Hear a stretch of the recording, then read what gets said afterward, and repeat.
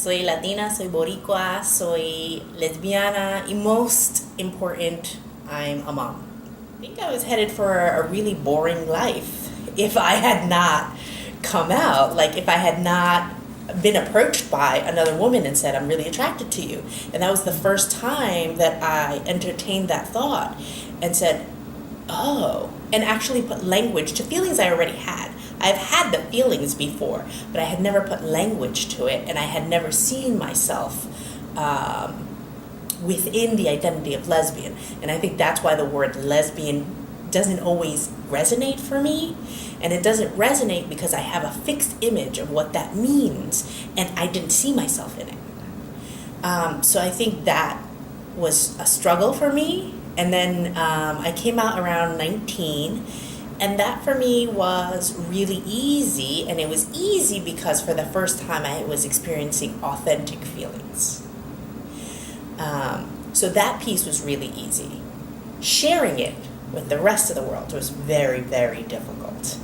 Having the appropriate language, right, to talk about these issues and loving someone is very different, right? And I think lots of Latino families have that love and the family values to sustain a relationship with their children, but they may not have that language, right? And that's okay, because that's how we grow as a community, and that's how we teach our family. My family taught me what it meant to be Puerto Rican in New Jersey, in this part of the country. They taught me really well. How do you succeed as a Puerto Rican, right? As a minority in a country that sometimes is, that a lot of times is really not welcoming to Latinos. They couldn't teach me what it was to negotiate coming out, homophobia. They couldn't teach me what that meant, right? They didn't know those things, and that's okay. That's why creating other families and people around you are really important, so they could fill those roles.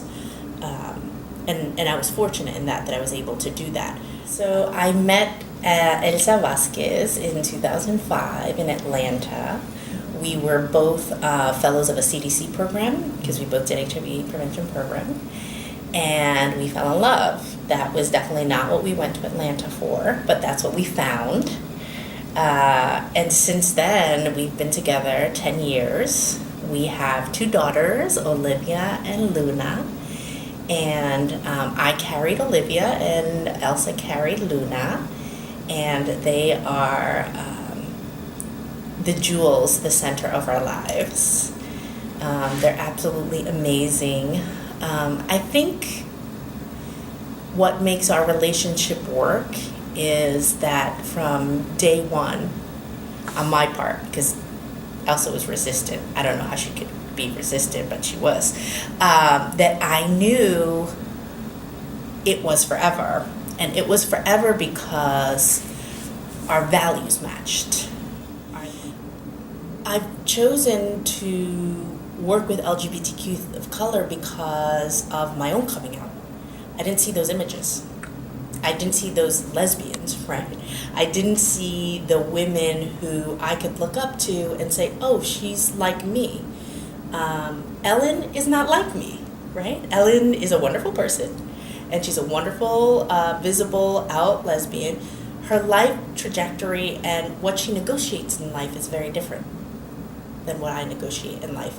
And I believe that young people need role models.